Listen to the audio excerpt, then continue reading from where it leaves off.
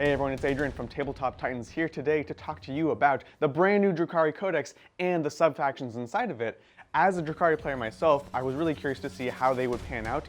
They're all interesting and unique in different ways, and in the past they've had a very complicated and, let's say, varied relationship with each other and with the competitive scene. But let me tell you, this book does not let me down at all. It's much more complicated, much more interesting than ever before, and in my opinion, if you're really going to try to succeed with this army competitively, you're going to want to know exactly what the relationship between these three subfactions are and how to play them. Let's take a look. First off, let's take a look at the Kabals. In my opinion, the Kabals' new role is really as the glue of your army. And you can see this best really inside of the Real Space Raiders detachment.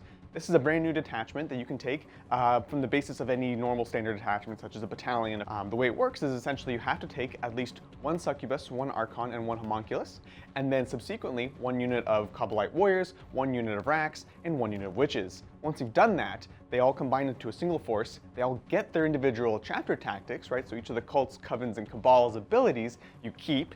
And one of the coolest things is the fact that your Archon becomes this kind of mega super Archon, right?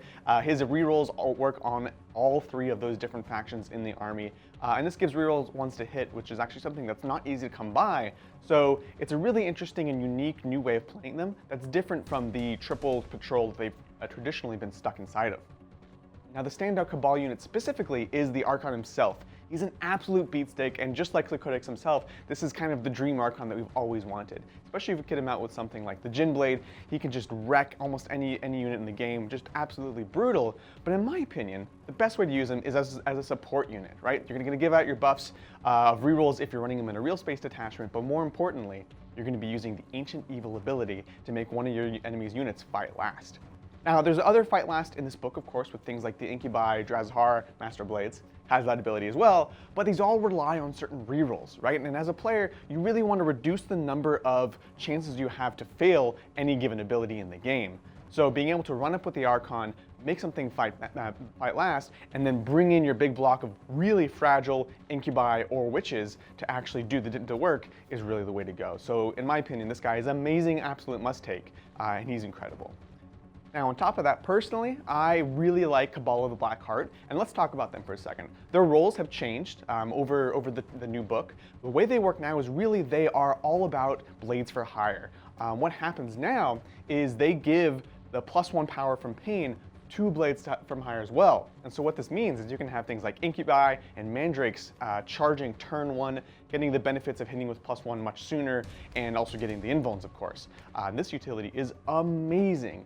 Because as I mentioned, the Archon is really the standout Cabal unit, but there's not really any interesting other Cabal units, right? There's nothing that you want to take a bunch of. There's nothing that's really going to be the mainstay of your army. So really being able to take the best part of Cabals, the Archon, and then kit him out with a bunch of amazing units like Incubi is really amazing. Now, I mentioned that there's not really any Cabal units that you want to take a bunch of, but there is possibly one exception. I really like using them for the new and improved Raiders, and I'll tell you why. One, with Cabal Blackheart, you actually now get one reroll to hit, and of course, the vehicles, the transports, Ravagers, all these things lost their core key, or they don't have the core keyword, which means that now you actually lose a bunch of rerolls. They're much less efficient. So being able to get that one reroll back on a single Dark Lance is critical. Very, very, very important. And so, of course, because of the Drukhari book, you can have any kind of subfaction inside of any other kind of transport. It means, yeah, sure, let's take all of your raiders as many as you can as Blackheart, put other guys inside. They could be witches, they could be racks, what have you, but let's optimize for what exactly you want the raider to be good at. So overall, while the mainstay Cabal units are probably not worth taking other than the tax of the Kabalite warrior, the Archon himself is an absolute beatstick and essential to any competitive army, and additionally, the buffs that you can get to him are particularly interesting, so I would encourage you to think twice before ever taking them out of the list. Alright, Homunculus Covens. These have been one of the most notorious factions in the game previous to the new Codex. You had big blocks of racks, big blocks of grotesques, really hard to shift units that could actually throttle damage really aggressively at any moment. And so I was really curious to see how they actually came out in this book overall. While arguably this subfaction actually took one of the biggest hits, losing their invul and then only regaining it through power from pain in the same way as the rest of the army, I think they're still really interesting, in particular things like the racks, because they're just so dirt cheap and still relatively tough. They're interesting as a objective holding unit. While you have your Archon running up and making people fight last, you have your melee units also grabbing objectives, cleaning up the enemy. The racks are going to be your back objective holders and your mid-board objective holders that are moving up as your front line advances and just holding the position. In particular, I actually do really like the unit of 10 Homoxites, where you can pay 2 points and upgrade a unit of racks to give them +1 to their invulnerable save, and you can only have a max squad of 10. But still very, very interesting. Additionally, there's one particular coven that I think is really tasty and really interesting now. This is the Dark Creed, the one that has an esoteric kill delivered from afar. The super mega edgelord strat that was like a funny thing you could do before with the Tantalus is now actually the most interesting of the creeds in my opinion. This does a couple things. One, it gives you -1 leadership in a 6-inch bubble, which before would have been kind of cute, kind of a joke, but actually becomes interesting when you combine it with things like Grizzly trophies on vehicles, which grant another -2 leadership. Now you're granting -3 leadership bubble when it actually matters, right? You have units like Incubi, they have to roll 2d6 and exceed the leadership characteristic of a unit in an engagement range to make them fight last, or this next ability, which is absolutely game-changing. So now leadership completely matters, and now this army has a way of actually dealing it out extremely reliably. So what is this amazing ability that I'm talking about? This is the new Dark Creed Warlord trait that essentially allows a Homunculus to pick an enemy unit at the end of the movement phase within 9 inches. You roll 3d6, and if you exceed your leadership, they fail any actions that they're currently doing, and more importantly, they lose objective secured. This is so big, and if you watch the channel at all, we've talked about how important it is to be able to shift opponents off of objectives, take them there yourself, and actually make it pointless to actually stand on the objective at all for your opponent. This is an incredibly powerful ability that already is fairly reliable with a 3d6 roll, but becomes extremely reliable now that you're stacking a -3 leadership on your enemies. On top of this, this is a guy that often can be getting back up on a 2+ when he dies the first time, and is surrounded by tough bodies of racks and an amazing blender army right in front of him. So personally, this is something I would take in every single competitive army. So the Cabal connects and buffs the other subfactions in the army. The Coven make amazing objective holders and objective deniers. What then is the role of the Witches? Let's take a look. Wych Cults have definitely been the least seen of the 3 subfactions in this army of late. They just didn't have enough oomph, they couldn't deal enough damage, they couldn't survive, and ultimately they were still too expensive for what they did. Now, none of this are true, and they are absolutely amazing. They've gained a myriad of abilities and had almost a universal increase in the AP of all their weapons. Their witches are incredibly cheap and have 1,000,000 attacks, which is more important than ever.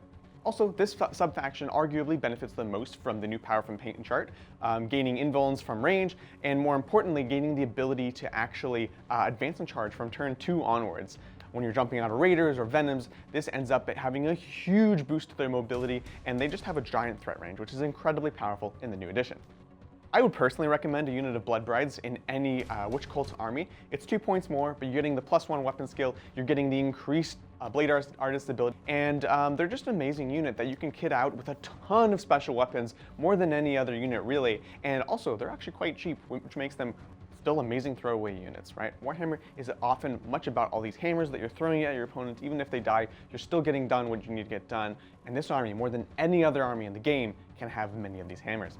So let's talk about the characters, the Succubi. They are amazing. They're probably criminally undercosted. You have a base of 60 points, 75 if you're upgrading them to the Master Succubus, but just absolute blenders, a ton of attacks. You can kit them out with amazing relics and warlord traits, and they will punch miles above their own weight level. And so it's really hard to say no to 1, 2, in some cases even more of these, but I highly recommend them as a unit to not only buff your witches, but also just be absolute blenders that can deal with things that the witches might struggle with. Another big glow up is the Hellions. When was the last time we've seen a Hellion on the board, right? They are absolutely incredible now. They're decently point costed, they have the extra wound, they're fast, they advance and charge now. They have an amazing number of stratagems and extra tricks that they can do. They're just incredible, fast, flexible units. This, for me, is one of my favorite styles of units in Warhammer, and so I'm having a lot of fun actually playing and trying these things out. This is something that's going to be really hard to say no to in any Drukhari army, be it Coven or Cults or Cabals or all 3 of them. It's so hard to say no to this. So after going through the 3 subfactions of the Drukhari Codex, it's pretty clear to me that the big winners are the Wych Cults. You can absolutely build a competitive Wych Cults army, having just the subfaction taking lots of succubi, lots of cheap witches. You still have the amazing raiders regardless, and it's going to be an absolutely terrifying, fast, flexible army. If you enjoy Eldar and this style of play, this is the army for you. Now, I will say that probably the most competitive builds are still going to have all 3 of these factions. It's going to be largely witches. It's going to have a decent amount of blades for hire because I think units like mandrakes and incubi are really interesting. And of course, Blackheart can benefit them a lot.